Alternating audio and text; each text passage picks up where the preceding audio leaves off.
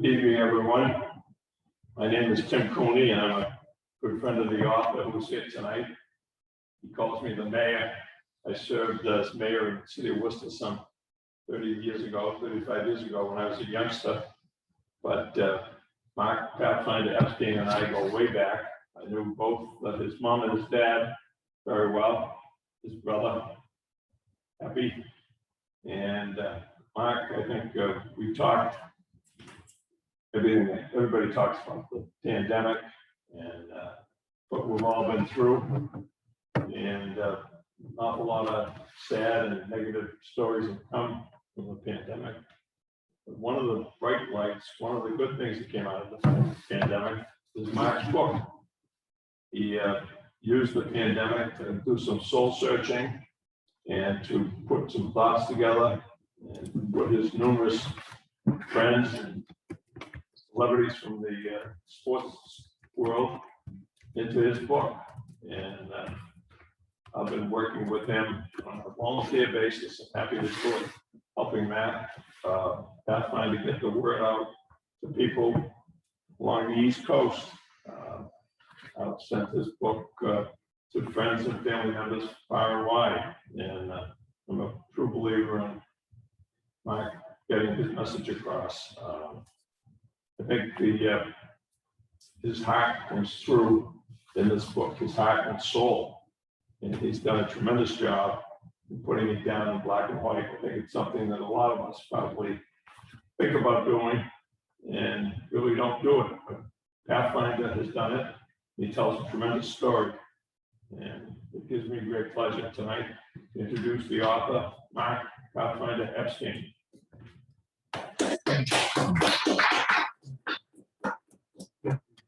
Thank you. I wrote some notes here, and I want to start by saying thank you to everybody who's tuned in and made the trek out here tonight.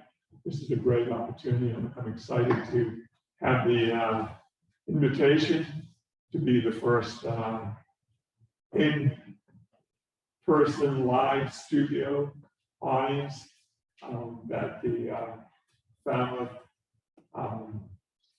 Historical Society Museums on the Green have hosted in the last couple of years. And Mark Schmidt, I want to thank you as the executive director. I want to thank Sarah Hines from 8 Cousins Books for trusting the story and carrying on her bookshelf. Jane Cariella from the Falmouth Art Fair, who has invited me to have my book there for the last couple of Thursdays. Linda Peters from the Falmouth Commodores, who I've been working with as a volunteer this summer. And Jessica O'Connor from the Falmouth Public Library, someone who I have developed a friendship with, who put together a program that included my book, and I appreciate that. Mayor Cooney, words can't tell you how much you mean to me and my family, and I thank you being here and making the trek out from Hyannis tonight. And for someone that's bought 40 books and passed them out all over Worcester, New England, and throughout the Florida, rest of the country, I thank you for that, where you reside in the with your beautiful life choice. I want to thank my wife, Barbara, who couldn't make it to Falmouth this summer. There was a medical situation that she had to take care of that came up at the last moment. She was going to spend the last couple of weeks with me here, and I flew back to make sure she was going to be okay. She's fine. She's going to be cleared by the doctor tomorrow. So that's the bright side. I've been here 5 weeks and looking forward to getting back home, Barbara, and enjoying our 25th anniversary celebration next Tuesday. So thank you for all the support. I'm not sure I would have written this book if it hadn't been for so many people's encouragement. Anyone who's listening out there tonight, what I want you to do right now, I want you to think of two things. I want you to think of these words: maturity and motivation equals success. I want you to ponder on that formula for success. Maturity and motivation equals success. I want you to think about it for a moment and think about what it means to you. I know what it means to me. It was a life changer. But think about that for a second, or think about somebody who you think would relate to that formula. Because it's going to be in the book. If you haven't read it yet, you'll be seeing that formula of success throughout the book, that all the principles that I work with in the Deep South really enjoyed my teaching that formula of success to the student body. And I put a copyright on it.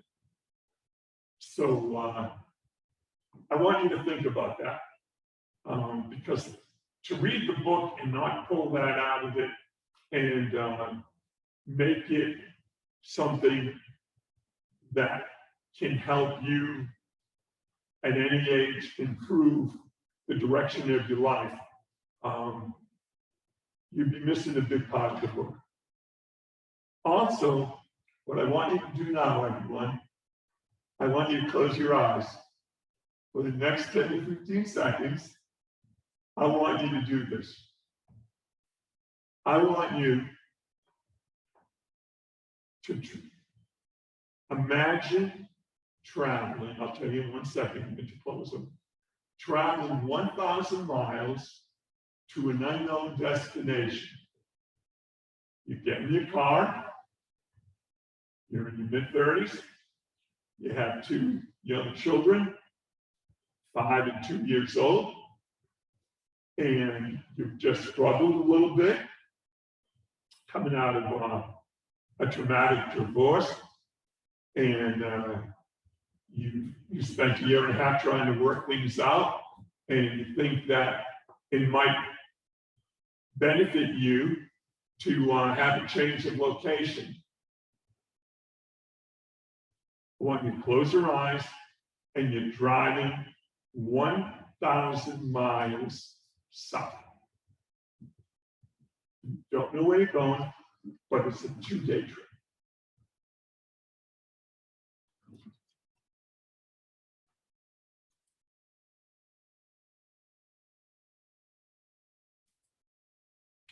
Think about how you're feeling on the road, saying goodbye to everyone, your parents, who were a big part of your life, and your children, and your basketball community that was a big part of your life. And this is not how I got the name Pathfinder, but I will tell you that. Now open your eyes. You're in Cookeville, Tennessee.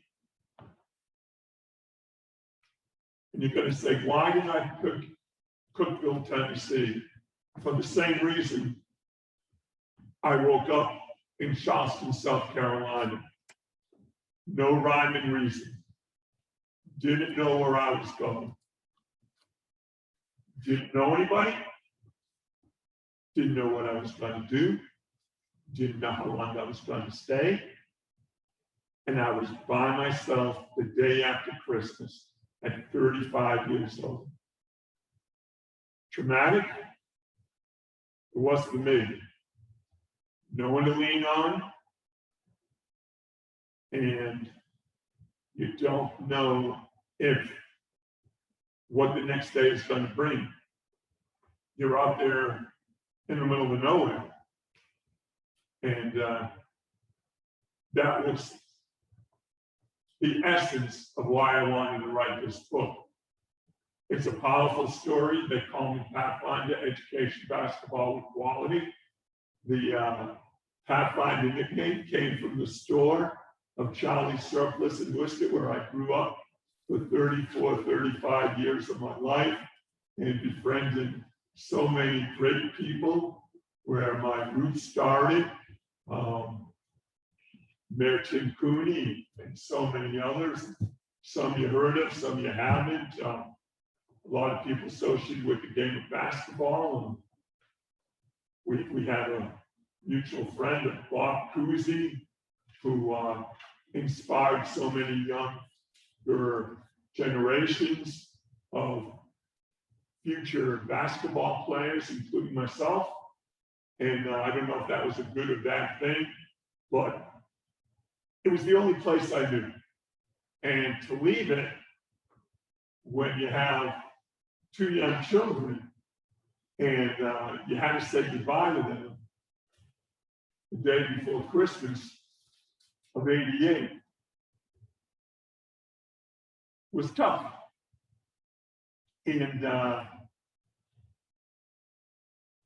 when I wrote the book, a lot of those memories came back. And I'm glad I did, because the story now has a 5-star rating on Amazon. It has over 50 reviews. It's won 2 awards. It has raised $7,000 for cancer treatment that I donated in memory of my brother, Bobby Epstein, who died the last day that I finished authoring the book. I had a lot of help with the publishing and authoring, especially the editing. Elite authors. Jenny Chandler was tremendous. And it was a new experience for me. But I was a happy-go-lucky kid who thought I was going to play in the NBA. And that, I think, started my spiraling downhill at a really young age. You watch Bob Cousy winning all those championships, and here I was in high school as a 10th grader, 4 feet 11 inches and 135 pounds. And I actually thought I was going to be playing in the NBA. So when I talk about maturity and motivation, understand something. I'm kind of starting to talk about myself a little bit. To show you how extremely immature I was, I actually thought in my mind I was going to play in the NBA. And now when Mayor Cooney, at one time he introduced me and said about my future aspirations playing in the NBA. And I actually was embarrassed sitting there listening to that and going, oh my goodness, how could I have been so sidetracked? So when I left, let me say this. To understand the level of immaturity, I was pulled out of 8th grade and told by our guidance counselor that I needed to go to a trade school. I wasn't going to get a high school diploma. I was that poor of a student. And he was right. You know, some people say, you know, how terrible it was for a counselor to say, you know, you're not going to make it. Well, actually, he did me a favor, because I'm not sure I could have made it then at a conventional high school. Although intelligence, yeah, oh, no question in my mind.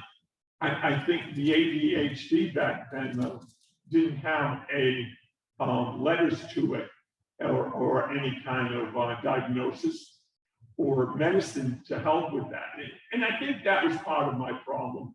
At least that's what, when I look back, there's no question it was. But I was determined to go to college. And unfortunately, I wanted to go for the wrong reason. I wanted to be a basketball player. So I worked real hard, trying to improve my grades at Worcester Boys Trade.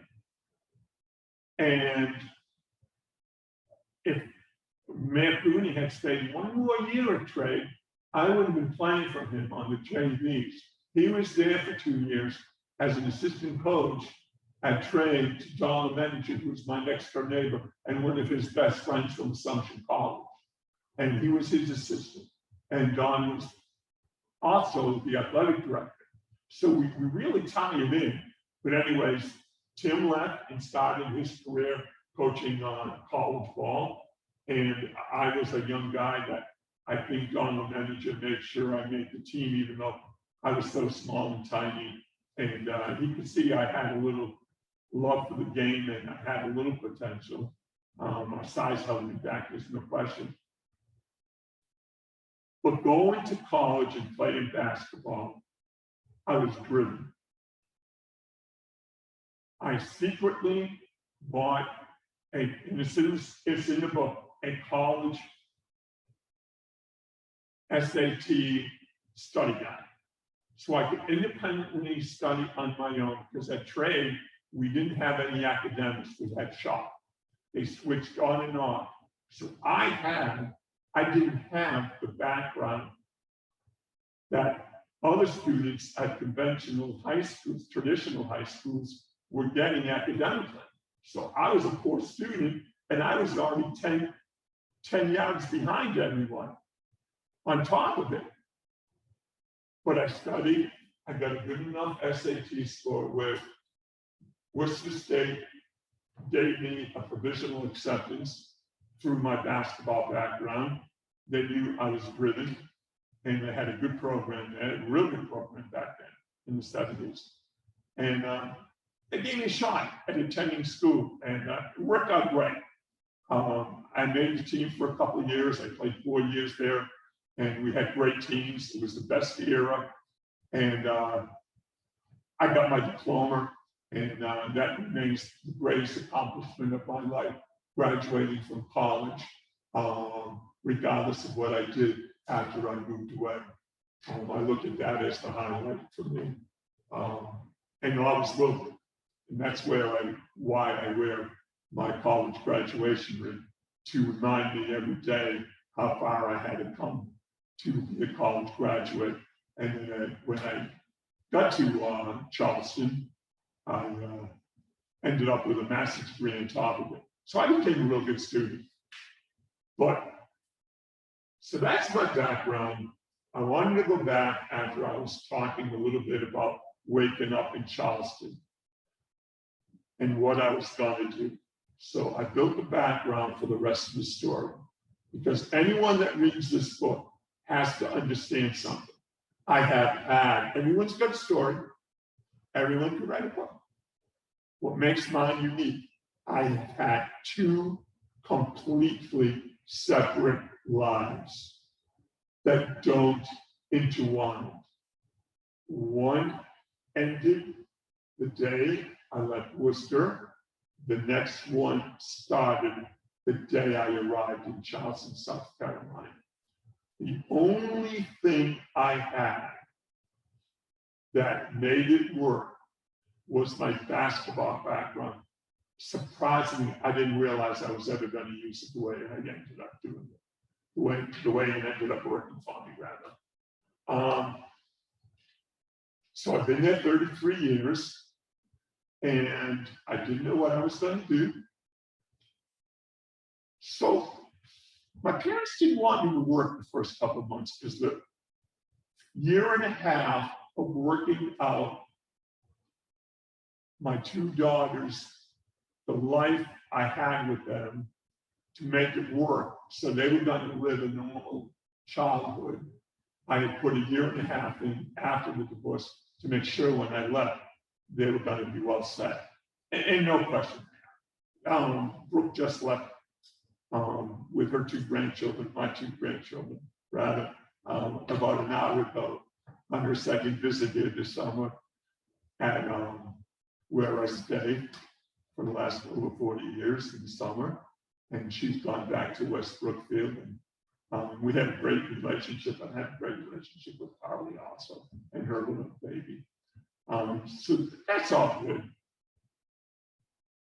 I decided, after thinking about what I wanted to do, and my parents told me, don't relax, calm yourself down, enjoy the warm weather for a few months, then figure it out. I got down there after a couple of weeks. My parents had been so good to me, supporting me, that I thought I needed to work. So I looked in the paper and I saw there was, I do not know why I picked this one, because I know my wife, Barbara, is watching this back home in Charleston, South Carolina, and she's absolutely splitting her gut. I interviewed for the job as a tool on the road salesman. I don't know how to use the hammer. So that one, I passed on. And she knows I'm not excited. The second one was a home alarm salesman. It was intriguing for Sears. The third one was for a clothing store that's legendary as a salesperson, making $2 an hour on the floor. Passed on that. The next one was a copy machine salesperson who makes the sales and delivers the copy machines. He liked the fact that I had a van and he didn't have to use his that I came down with from Charlie's Surplus on Water Street. My father let me take the car as mine, so I had a vehicle, and it was an empty van, and he thought it would be great if I delivered his copy machines. So I passed on that. But deep down, I knew what I wanted to do with the South, but I never told anyone. I read a book in 5th grade called Black Like Me. And I was, in my mind, my entire life, even today, as I stand here in front of everyone, and I was telling Mark Schmidt earlier, before anyone came and tuned in, that if I had the chance to right now, this moment, if someone said, okay, live out your perfect dream, I said, okay, I will. Paint me black. I want to go and experience what it is like for a Black person in the Deep South. That's my dream. I would do it today in a flash. And Barbara said, oh my goodness, he would. Oh, unequivocally, I would. So I knew this story, Black Like Me, was inspiring me for a long time.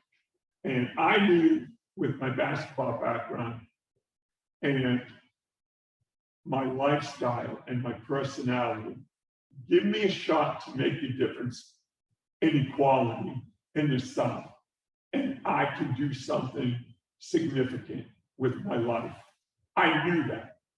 I didn't have a lot of confidence in too many other areas, but I was convinced and I was determined. If I was in the right situation, I could make a huge impact, not just with a few people, but in a large area of the state. And that's what I set out to do. So did I become a Pathfinder? I don't know if I became a Pathfinder, but I do know that the Pathfinder nickname makes sense to me. And even though I was named after a sleeping bag, I thought from a Charlie's Surplus store, I thought, okay, let's go to work. I need to calm down. I need to learn the area. I need to ask questions. I cannot jump into this.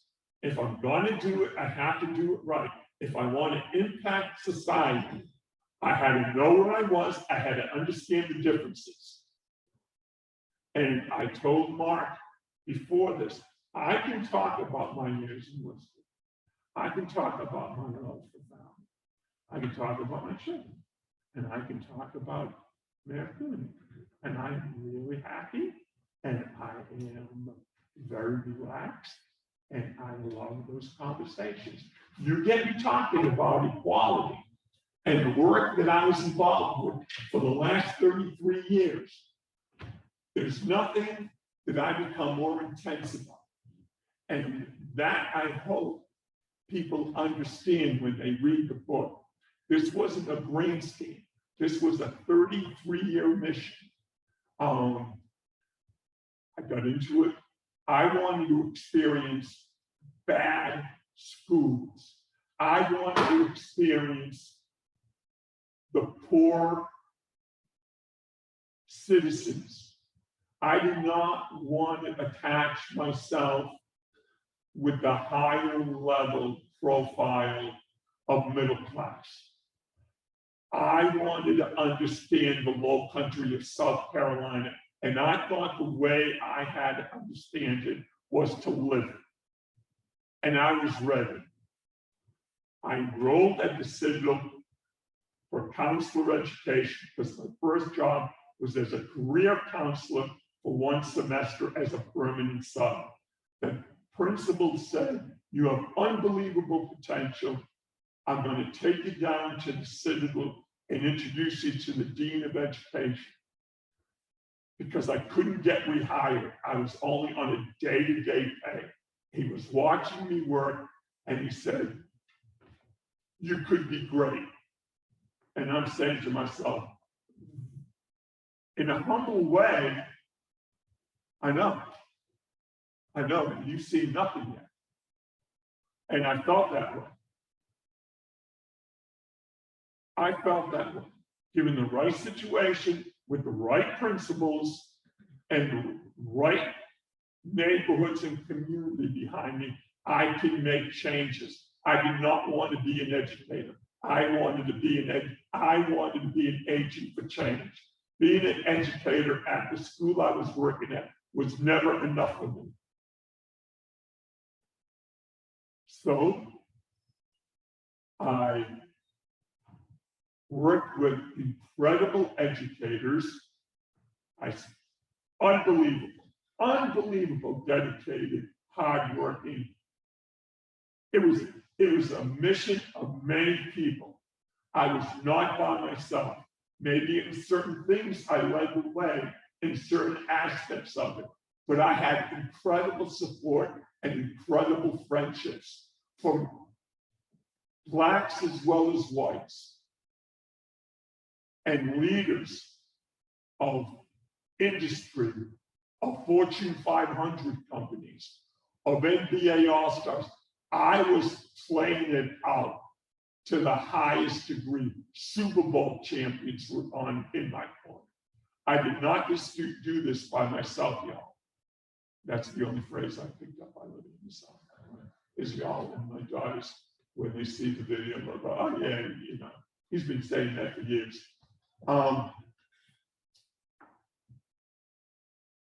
And this mission started at an elementary school called Berry Elementary. I was asking questions. I was learning. I was moving slow. It was the lowest rated school in the state of South Carolina from the year before. I was the only male working at the school that year.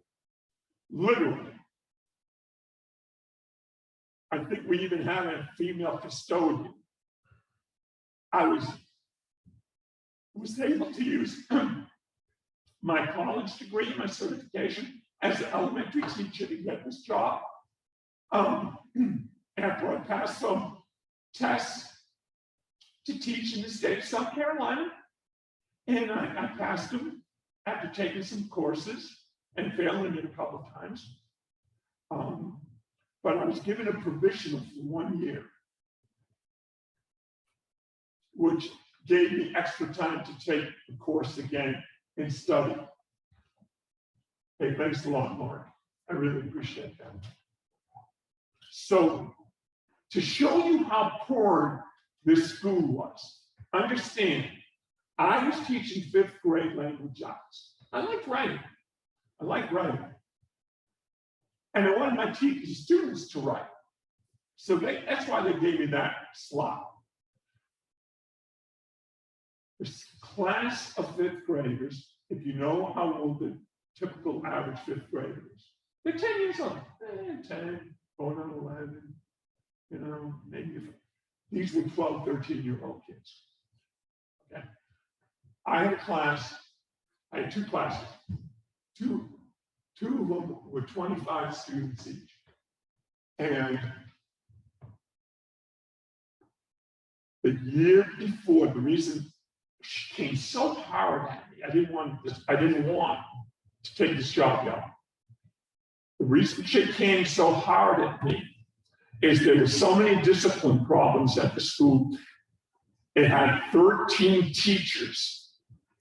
8 had just resigned out of 13. 4 were coming back. 4 were coming back. She hired 8 new teachers. That's what it was. 8 new teachers.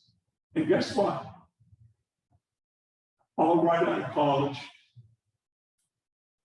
from the Northeast. They had no clue where they were. I didn't have a clue. Although I was older, I had experienced a little more. Because of my dad, I had seen more. I did some amazing things with him. Because he had done some amazing things, he brought me along with him, and he was my mentor. So he prepared me for some tough times, is really what I'm saying. And Nick Rooney will admit that. No question, he toughened me up. And my mother was tough love. And I made it successfully in South Carolina, mainly because of my mama. Maybe, as much as I was close to my dad, it was my mama who brought me through it from day to day to make sure I was going to make it and be all right for my children and myself. Those were some tough times. I know my wife now, sometimes she says, you don't talk too much about it. And I haven't, but you experience what it was like. You experience what it was like waking up in Brookville, Tennessee. What are you going to do? That's where I was. That's where my mind, that's where I was at. I had it on silent, it's vibrating. Spam. Either that or Mayor Cooney wanted to play golf again tomorrow. But so yeah, it started out tough. I'm at Berry Elementary School, and I'm continuing the path of this story. The overage kids that are learning to read and write from the year before, the standardized tests that rank and rate the schools for funding. I didn't know this until the first day of school. Was the lowest in 5th grade test scores in the entire state of South Carolina for elementary schools. 1 percentile. Their reading rates were at the year before I got there. She came in the first day of school during recess, during lunch, said, Mark, take us out of the home. I had no idea what she was talking about. I had no time with her. I said, what do you mean take you out of the home? Last year, we were the very lowest in the state. Oh, I said to myself, and I have never taught language arts before in my life. What a match this is. And I don't even know where I am.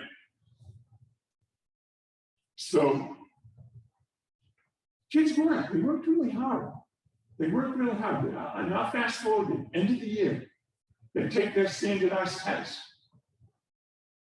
The testing coordinator for the state of South Carolina, we've never had one guest in our classroom, ever. the whole year. Everybody wanted to stay away. They didn't know what was going to come flying through the air. I'm serious.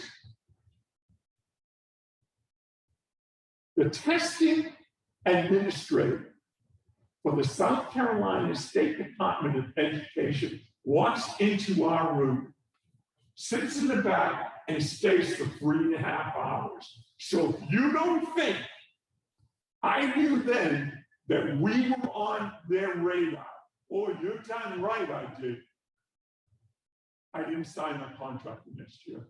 I went to North Charleston High School. They recruited me because I was coaching at another school while I was teaching at Berry, the 5th grade. And, you know, they were, word is catching on a little bit about my basketball background. We had some great success in Worcester at Crompton Park, Charlie Surplus, in one of the top semi-pro leagues in the country. Mayor Cooney, when he was at Assumption, played in it for several years. And Charlie Surplus, our team that I helped put together and coach, played on another team. But anyways, we won 7 championships. I had a great background, and it was catching on.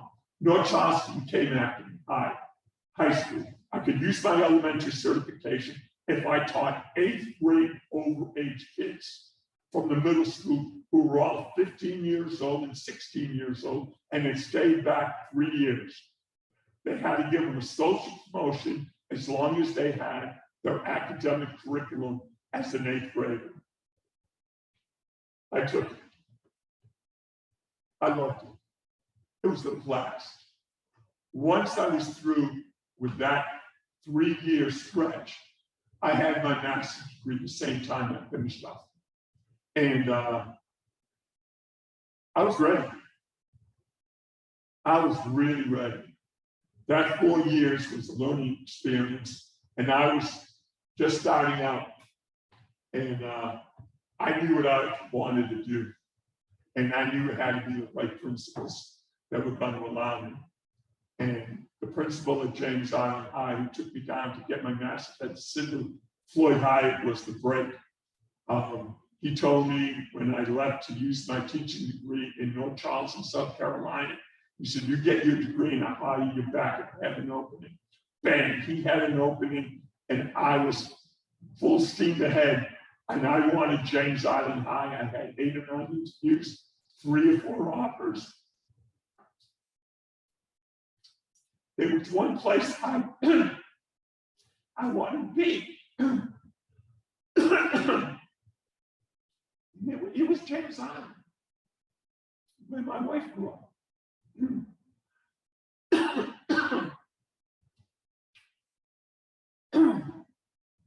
Excuse me.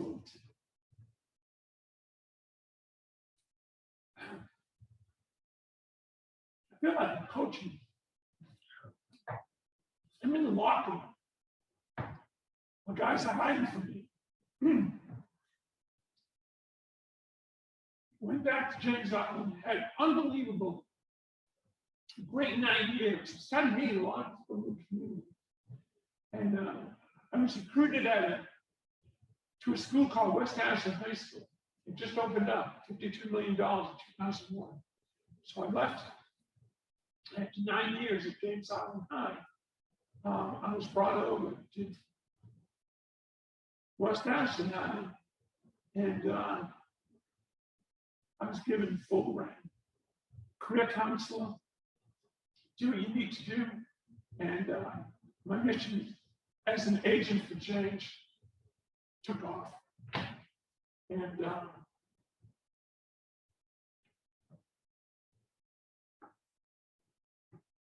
with a lot of support, tremendous faculties, tremendous colleagues, and some of my insights from my days at voice trade and my own immaturity and motivation, looking for that success. We started making some real progress with vocational education in the state, with mentorships, with speakers. And when I'm talking speakers now, I'm talking some of the most heavy hitters in America. And while I was doing this, I was involved with many activities outside of the school in putting on major events in the community of South Carolina and the Low Country, promoting and sponsoring some really neat things. The ESPN Charleston Classic, I was a co-director of. It's a college basketball tournament that happens on ESPN in Charleston at the weekend before Christmas. 8 teams from around America come and play a 3-day tournament there. And they've been doing it for 14, 15 years. And I got that to where we started getting great attendance, and now I feel like it won't leave. My contacts in basketball world are at the highest level of players and superstars that ever played the game. The Bill Russells, the Magic Johnsons, the Julius Irvings, John Havlicek, Kareem, Charles Barkley. And I listened to their lessons that they shared with me and their wisdoms, Coach Russell specifically. I developed a really nice friendship with him. And for the week I worked with him at his camp as a camp director in Vegas, for that time, he was my mentor. And we spent a lot of time together. And I listened. People always ask me, what did you ask him? No. When you're with Coach Russell and you're having dinner with him, you don't ask him anything. You listen. You let him go. If he's comfortable with you, he's going to go. And you better have all ears, because it is some of the greatest stories I've ever heard. Same with Julius Irving. Great guys. Normal, regular people. I didn't want to name drop them in the book, but I had editors, sports editors, as I was writing, that encouraged me to use their names. I really didn't feel comfortable doing it, but they knew what my background was. And actually, Kareem told me he wanted to come to our school and speak to the student body about his new book that he had just written called The Renaissance, the history of New York City basketball, that his father had played on. And it was the roots of the Harlem Globetrotters. Have some phenomenal stories from those camp days that took place at the dinner table. So yeah, I lived out some incredible fantasies. I got to coach over in Sydney, Australia, the U.S. men's Jewish Maccabee team, to a gold medal. And we used, now that it's the Olympic week, I knew I was competing against some pretty heavy stuff tonight.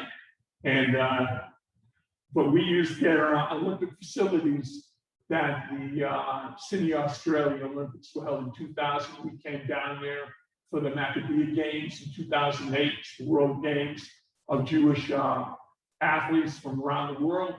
And we had privy to their facilities. And, so I had some incredible, I've been lucky my friends didn't forget me from my New England basketball days.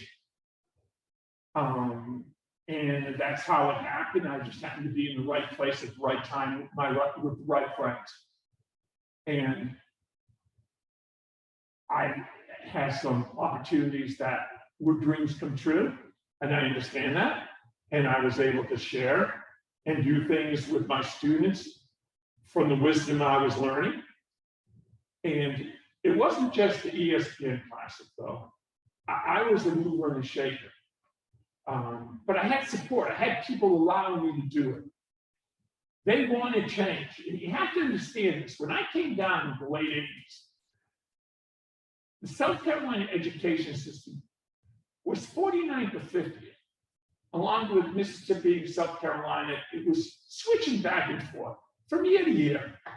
And yes, maybe it earned its ranking at that time. Maybe it was just.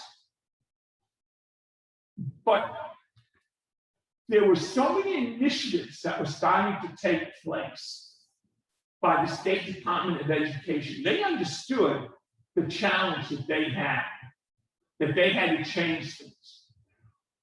And depending on where you went in the Charleston County School District or the state of South Carolina, you saw some real discrepancies between schools, between communities. And maybe that Berry Elementary School gave me a taste of what segregation was still about. And then it started slowly fading as funds started being poured into the state for the education system. And the educators became, and always were, really dedicated, but they were moving forward quickly. And the improvements have been incredible. I know what my goal was. I knew what it was. I wanted to improve the educational equality of the state of South Carolina. And I'm proud of the work that a group of educators and myself did together as a team in all the different schools, knowing what I was trying to do and allowing me to do it. That was my team. I wasn't getting any pushback. I was lucky. I was a little bit of a loose cannon, but I loved that reputation. It was perfect for me because I was a loose cannon. And we made a lot of progress. When I retired, I got the MLK Award for the state of South Carolina. And I get this award from Representative Wendell Gilliard, who's become my mentor down there.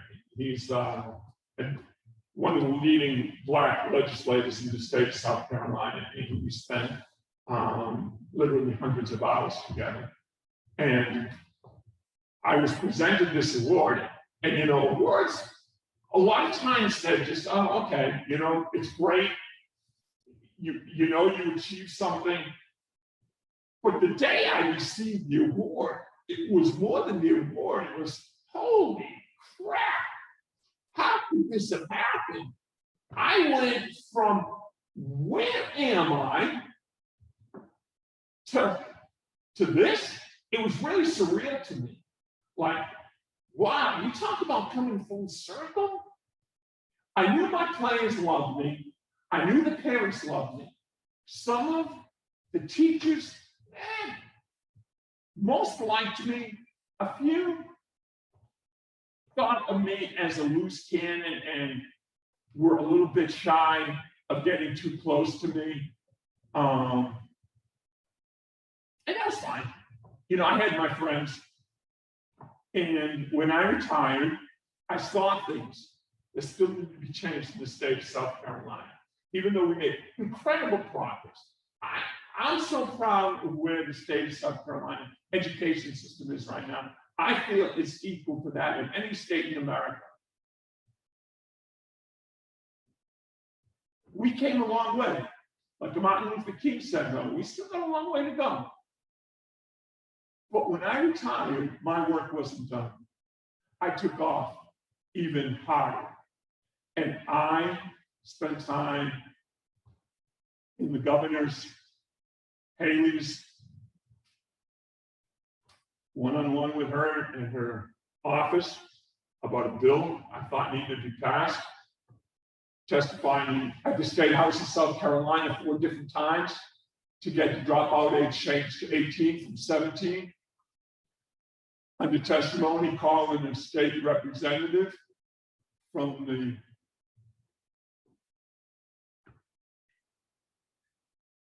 mountains of Appalachian, stereotyping Black students. I don't think I got to start that. But we got a unanimous vote to change the dropout age, and then it was tabled for future legislative sessions. So I guess what I'm saying to you is, can one man make a difference? Yeah, if they're in the right situation and they have the right support system behind them, and they have the right wife who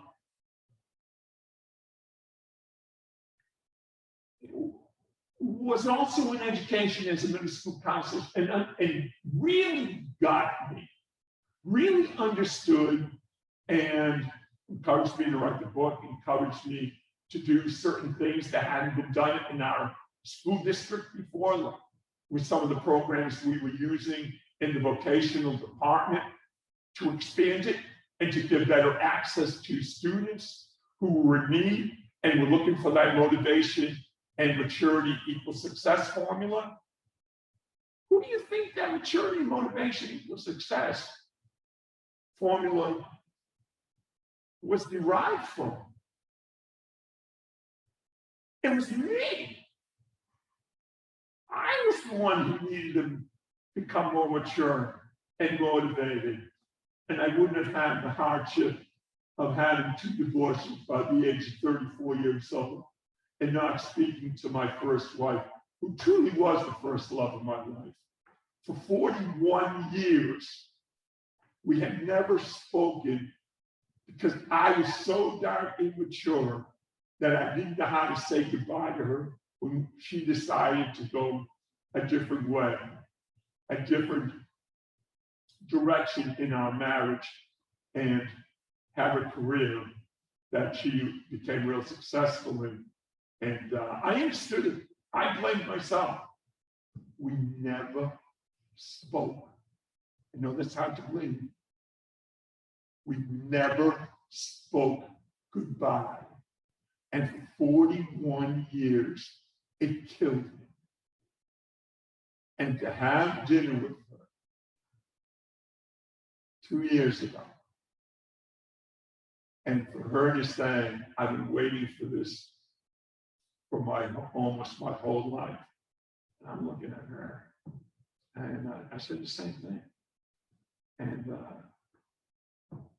to develop a friendship on Facebook, and so many other things, to see my welcoming of Dr. Worcester from Tinicuni and a major event that we had in honor of my dad at the second oldest park in America, when we dedicated a monument to him for a Falmouth road race type event that we had in Worcester called the Charlie Surplus Road Race. That was also ranked in the top 100 in the world in 1984, that I was the director of.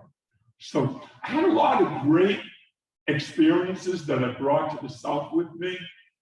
And I had the tenacity of my dad, and I had the determination of my mom. And I was doing it for my kids. And I wanted to make a difference in the world. I wanted to make a difference in the world. I knew I had potential. And am I satisfied? Not yet. But someday I'm going to be. Someday I'm going to be. Because I'm not done. I'm slowed down. But there's a little more work to be done. We have some unbelievable endorsements in the book. Coretta Scott King's first cousin is celebrating her 83rd birthday. I can't. 93rd birthday. It's Saturday in Charleston. I was invited to the birthday party, and I can't make it because I'll be coming home from Falmouth that day. She endorses it in there. Jim Calhoun, out to UConn, has a great endorsement. Richard Lapchuk, who's the social justice for global sport in the world, including right now the Olympic Games that are going on. He's signed off on it in there.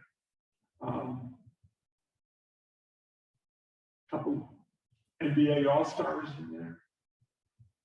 Former congressman is in there. Tom McMillan is the former congressman I'm talking about, the All-American head of sport for society under Barack Obama's presidency. I guess some heavy hitters in there. Seth Greenberg, W. Antonelli, a couple of ESPN play-by-play commentators for college basketball. I've been lucky. I've been lucky. I told Mark Schmidt before you came, and the one thing that whenever I have to look at the book and take quotes and comments and go back and study it to make a presentation somewhere that I would like to speak at.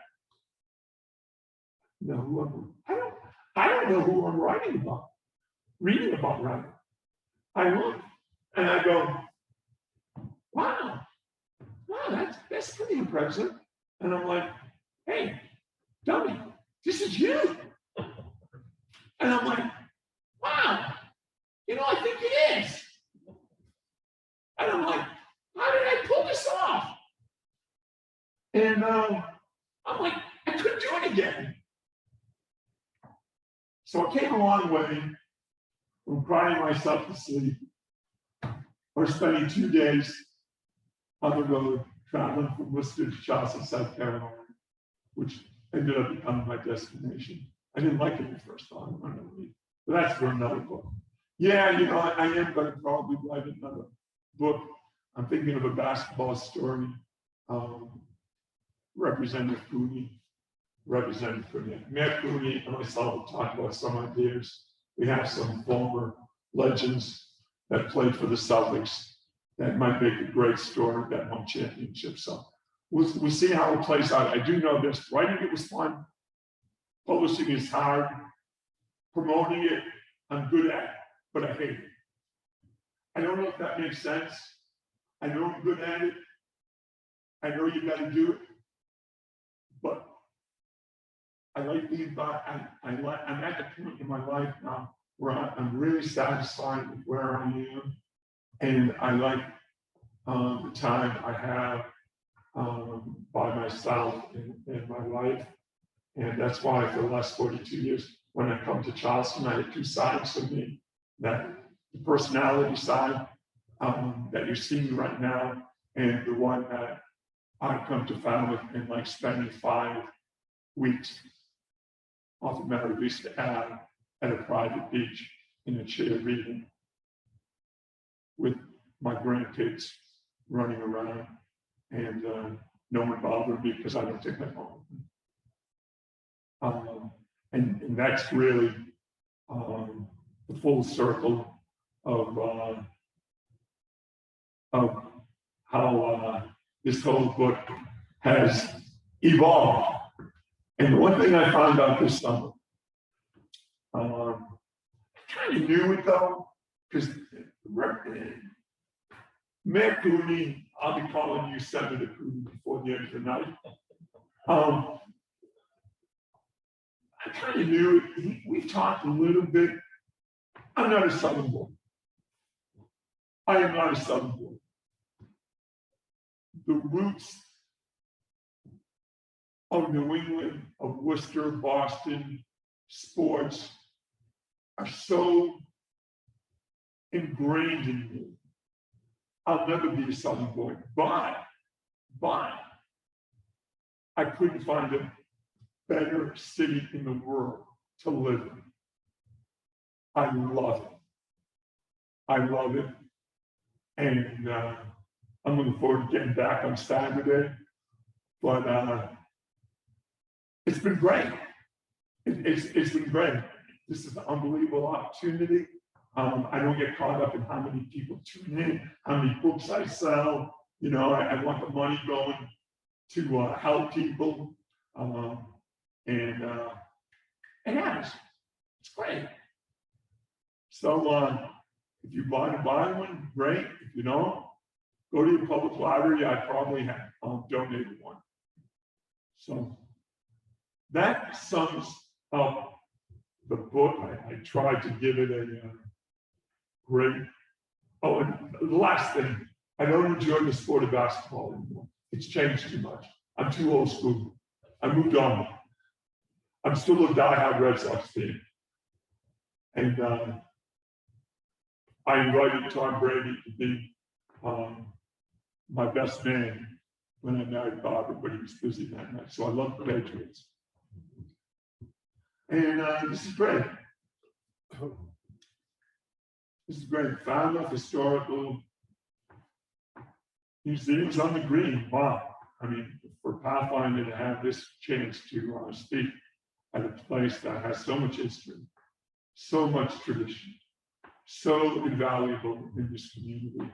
Pretty humbling. I was a Jewish kid once who thought I was going to play in the NBA from listening. And I'm not lost now, that's for sure. Thank you. Thank you.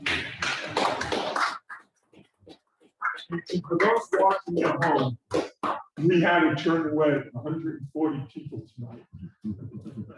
I'm sorry they couldn't get in. This video is going to be able to be seen on YouTube, and it far exceeded any attendance I could have ever imagined. Thank you. You really brought out a lot of your former fans and constituents, Mayor. I'm glad I had you. Thank you, Mike. Thank you, Mark. Thank you. Yeah, the villagers are rioting out there. I have one. Yeah, please ask me questions. I have one question, but it's a two-parter. Why would a kid, and I asked this before, why would a kid from Worcester ultimately end up in South Carolina as opposed to Lawrence, let's say? So why did the car end up there? And if your fantasy came through that you could put on blackface, you could be a black person in the South, Sure. what do you think you would discover?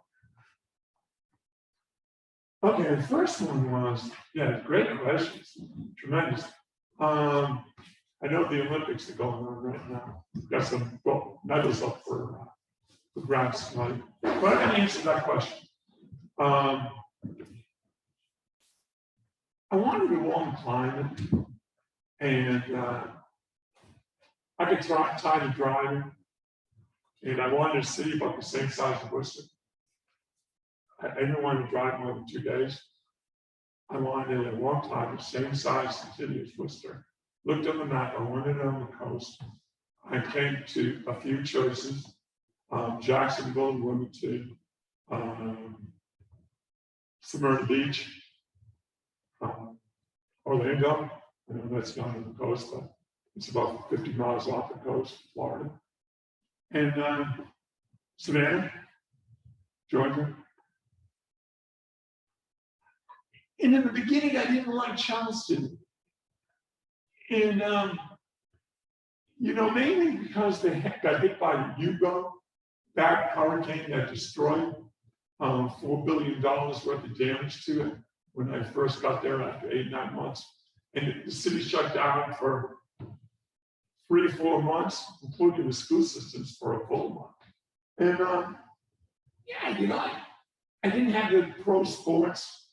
I didn't realize I was close enough to Atlanta to go to Braves games yet.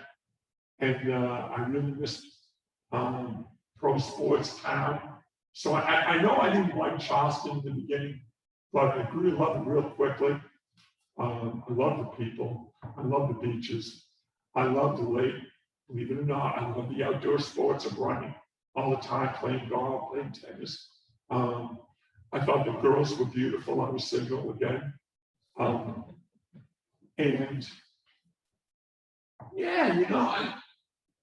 So I settled down and got comfortable after I got my degree. I knew that there was a future there for me in that town, and I didn't want to start somewhere else new. I had been through so much. Starting in a new place, I thought was going to be hard, and I was making some inroads. Wish I could really tell you why it was Charleston, but I was ready to move on if I didn't like it. I do know that. And I was heading to Florida a lot my first 2 years looking around. What would I find if I painted myself black? Well, that's what I would want to paint myself black for, to find out. I want to know more about how difficult it was for my players. I was really close to them and their families. I want to know why the literacy, I want to experience the literacy of that 1 percentile when I had my first job. I want to know more about that. I want to know what else, what other bills should go in front of the State House of Representatives, who is actually one of the awards I got.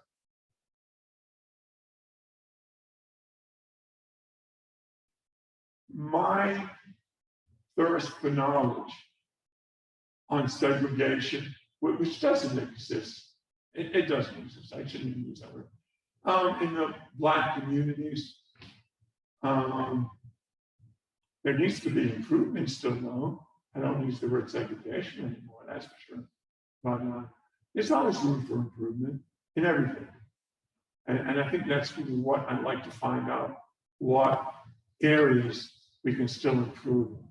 That would be my thirst to go forward. Not everybody is suited for that. To take a bill from infancy and end up with 22 state representatives sponsoring. And I have done that.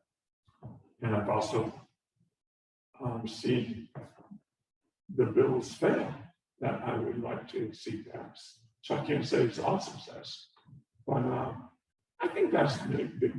I think that's what I'd like to see still happen. And I think the only way to get into that is by, I have more Black friends in South Carolina than I do white friends. My associations and my group takes me into the Black communities.